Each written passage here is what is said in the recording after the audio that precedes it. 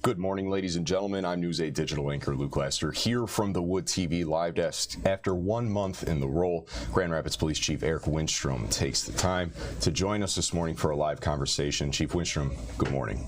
Thanks for having me, Luke. Absolutely. Ladies and gentlemen, a few topics to hit on this morning. I want to begin with recent news surrounding the death of 26-year-old Patrick Loyola at the hands of a GRPD officer.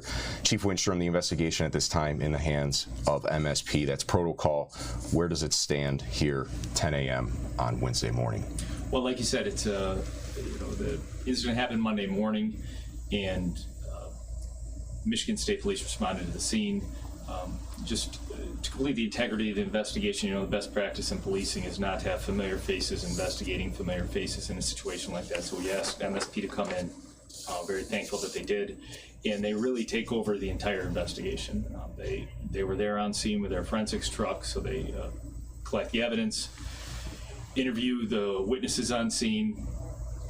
So it's a long process. As far as where the investigation stands right now, I'll tell you, I met with Patrick's father, Peter, yesterday. Came to the police station with some family members and friends from the Congolese community, where they're from, in Kalamazoo, and we had about an hour-and-a-half meeting. And one of the things that's most pressing on Peter's mind is that he wants to see the video. He really wants answers, and unfortunately, because the investigation is in such a way that MSP is handling it, I don't have all the answers, but listening to him, I heard the urgency, and being a father, I understand. It's his oldest son, and a lot of tears shed in the office, and he wants answers and he wants a video. So I told him, my priority, of course, is being as transparent as possible, as soon as possible. So what I told Peter was that I actually have an appointment to talk to him this afternoon. To give him an update. I've got my own tech people in-house working as fast as possible to get the video ready, and I know I made a commitment to have it, what we have out next week. I know MSP is also taking their own steps to see if there's any surveillance in the area, but I know what the Grand Rapids Police Department has. I want to get as soon as possible to provide as much closure and as many answers to the family and to the public as soon as possible. So that's where it stands as far as the investigation from MSP side of thing. I'm going to talk to them this afternoon. But again, it's a very separate investigation. We're not involved. We're cooperating in anything they want, but I don't know, the inside track as to what all is going on there. We spoke with his family yesterday as well, and he said the same things you just relayed to us. What else went on during that conversation when he was looking to get a look at that video? Sure. Well, like I said, we spent about an hour and a half there. I actually called. I was planning on driving out to him, and he happened to be nearby, said I could be at your place in 15 minutes. So they came, sat down.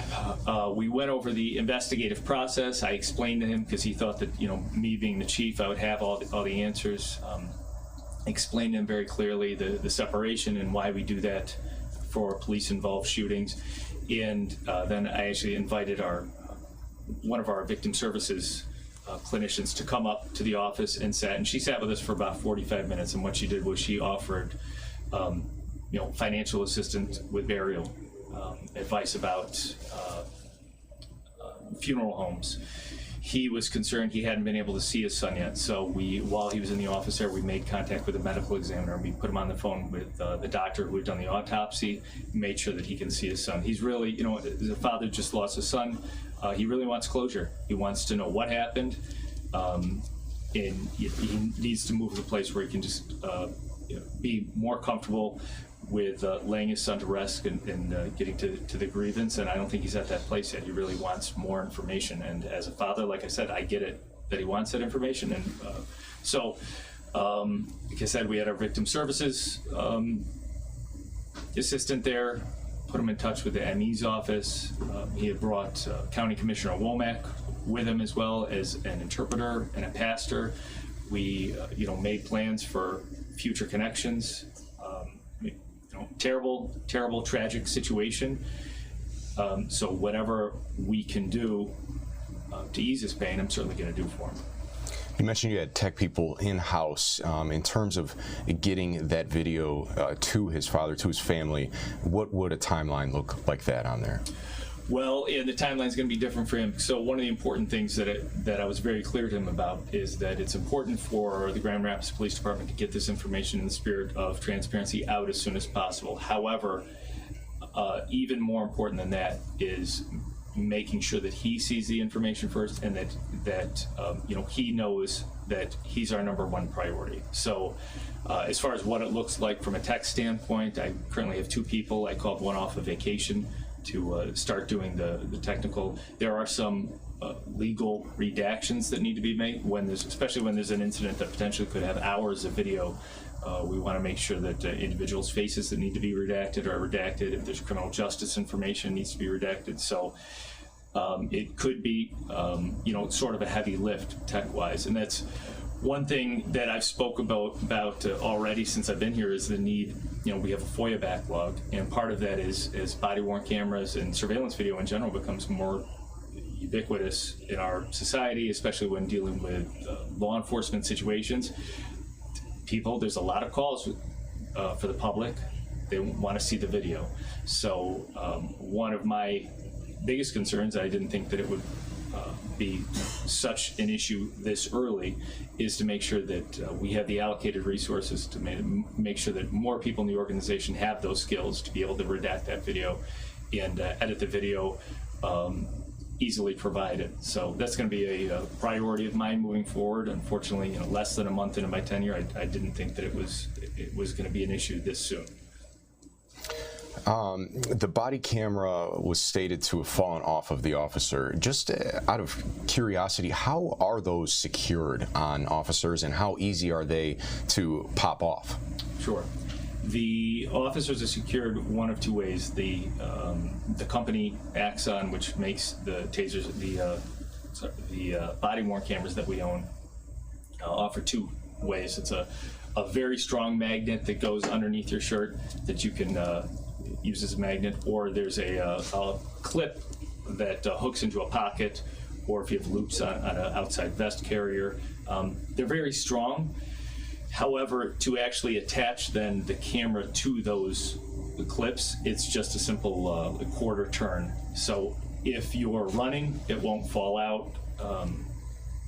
Generally, if you're hit directly, it won't dislodge. But if you're actually having a physical scuffle where arms are moving or bodies are moving against each other, the camera only has to turn, a quarter turn or maybe even less, and it can fall right out with gravity. So, fortunately, it's very common. Patrick's family told us yesterday that they believe that this may have been racially driven. Did he voice that to you when you met with him? And if so, what did you say to that? If not, what do you say to that now? He did not voice that to me.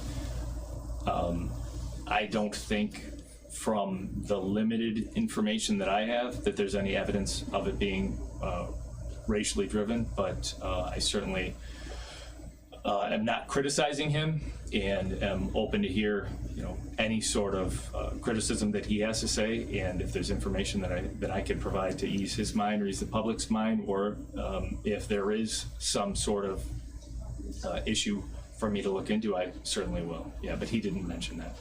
Did Patrick have a weapon on him? That would be a question that, and again, the Michigan State Police are the ones doing the investigation. By design, I don't have all of the inside information from their investigation. So if he did, I wouldn't even know at this time. You've been working with Brandon Davis. He was present during Monday's press conference as the Director of Oversight and Public Accountability. What specifically does he provide to you as chief and to GRPD in terms of situations such as this unfortunate one we faced on Monday? Brandon actually was the first person I called when I heard this incident and started headed out to the scene. Got in my car and I called my boss, the city manager, just to give him a courtesy heads up. I didn't have the details then, but I want to know, and I immediately hung up with the city manager and I called Brandon Davis because that's how it should work. As far as what role he plays in that, he was out there with me. We were out standing together in the rain and snow for a couple hours. It's oversight now, because this is a little different, because the Grand Rapids Police Department was not conducting the investigation, so there was no oversight for him of the investigation. But there is going to be an oversight contribution that he makes for the process, for the administrative process on this officer. And how that looks is, once the investigation is completed, as far as what sort of discipline, if there is discipline appropriate or not, Brandon will make an assessment, see if he concurs that a thorough investigation was conducted, and if he agreed with the assessment, as well, and even just as important, Brandon will take a look and see, is there, every incident really is an opportunity for improvement, whether good or bad.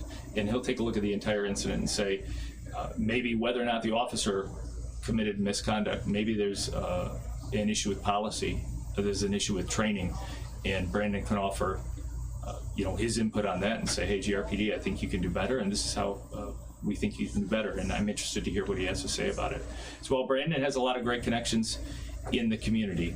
I just got here less than a month ago, and I've been, working tirelessly to make those connections, to accept as many meeting invites as I can and get out there. I've met with a bunch of groups. I've met with the NAACP. I've met with the ACLU. I've been out on the street as much as I can.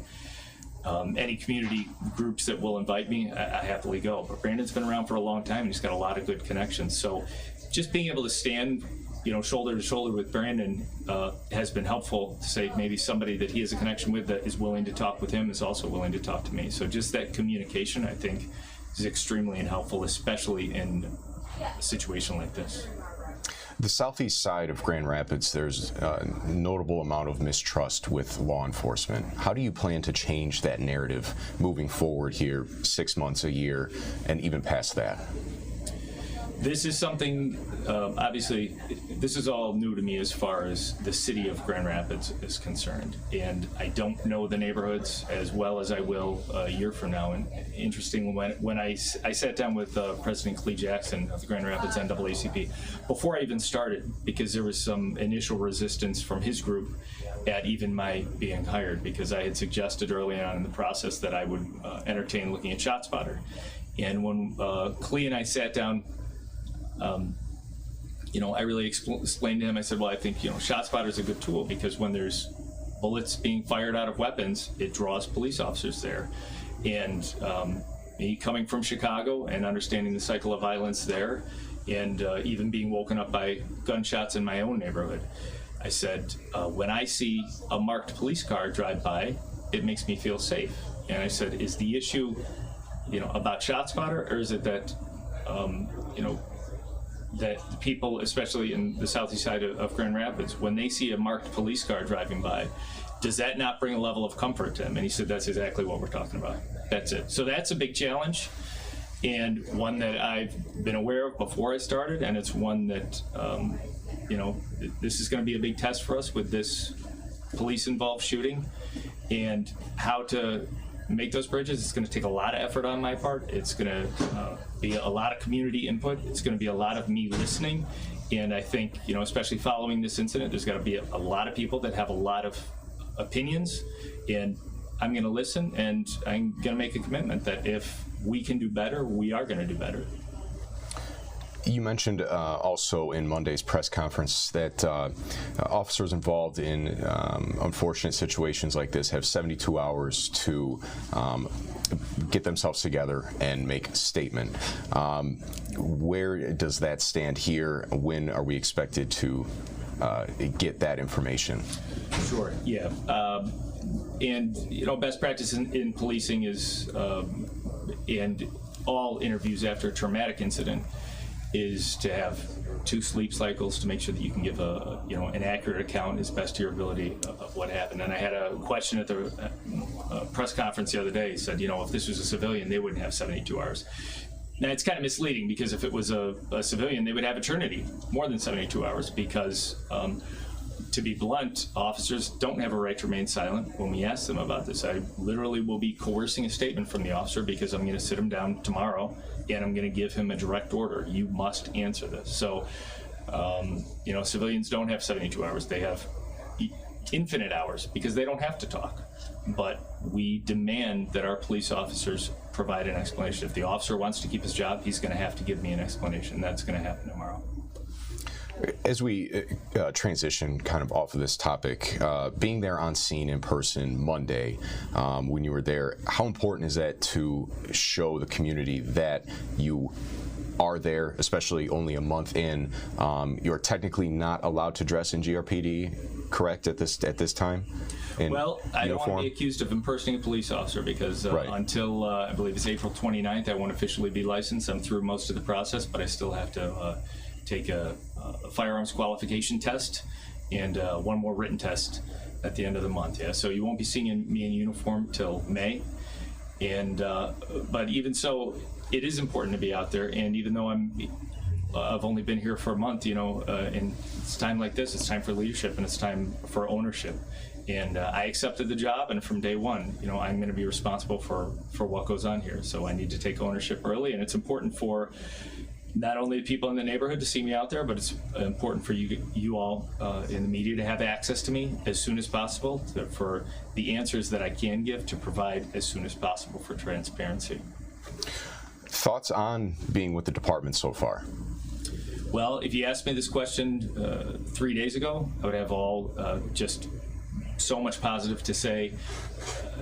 There's been a great welcome from the community here, a great welcome from city leadership, city employees, and a fantastic interaction with you officers within the department, leadership within the department. It's just the city has a very welcoming feel to it. Now, with the past 2 days, faced with the first, serious challenge since I've been here, and so it's not all, roses anymore.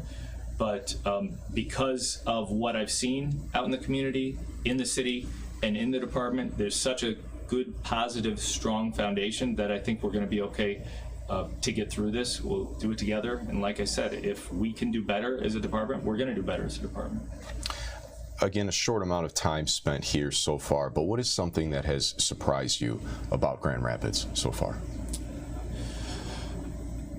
Well, I've been going out on the street as often as I can, and I'll tell you, one thing was coming from such a large organization in Chicago. I thought that there was going to be a lot that I would come here and immediately say, hey, you guys are doing this wrong. You can do this better. And I'll tell you, the first time I hit the street, I did it with our homeless outreach team.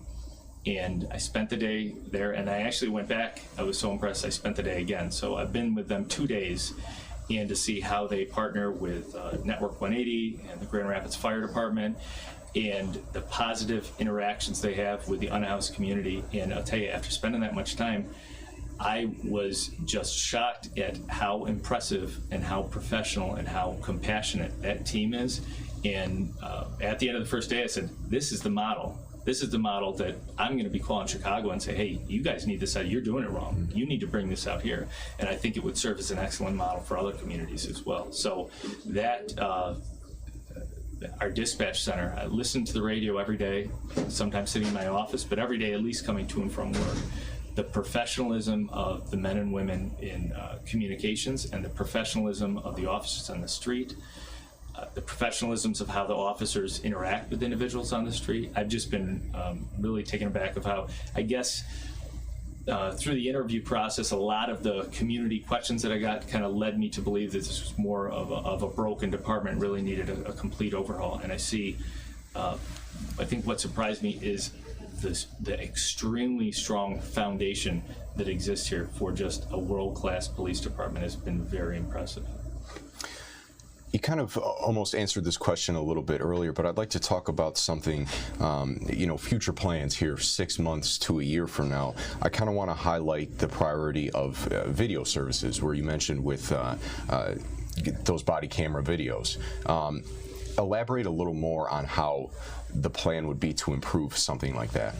Sure. It's, part of it is training, part of it is technology. I know, I've been looking at because of what happened on Monday. I've had some meetings to learn more about the software that's used and, how the information is edited to get out there. It seems, kind of boring It's more interesting to talk about crime and things like that. But it's such an important issue in policing: body-worn cameras, in-car cameras, surveillance video. It's so vital to our job now that it's very important. So what that looks like is making sure that the right personnel are in place, and that probably means increasing the number of personnel that are doing that job because of the backlog that I see, and then make sure that they have the right tools as far as software goes, and then the right training. Make sure that they're supported well. So it's not the most exciting aspect of a police department, you know, to work in that, but every day it's becoming more and more important. Ladies and gentlemen, if you may be tuned in halfway through this conversation or just now clicking in, there's a link attached to the stream. It takes you over to woodtv.com. You're able to see our full conversation there. Chief Winstrom, anything else that you'd like to put out there and say to the community? Well, you know, I've made as much of an effort as I can, getting out, meeting as many people as I can. I think there's going to be a lot of calls for interviews over the next couple of weeks as this the investigation, the police-involved shooting moves on. But still, I'd like to get out in the community and hear from the community what we can do better. Chief Winstrom, thank you for your time. Thanks, Luke. Ladies and gentlemen, again, the link attached to the stream takes you over to woodtv.com. You're able to view our full conversation there. This has been a look at the Wood TV Live Desk. I'm News 8 Digital anchor Luke Laster. Have a great afternoon, folks. We'll see you around.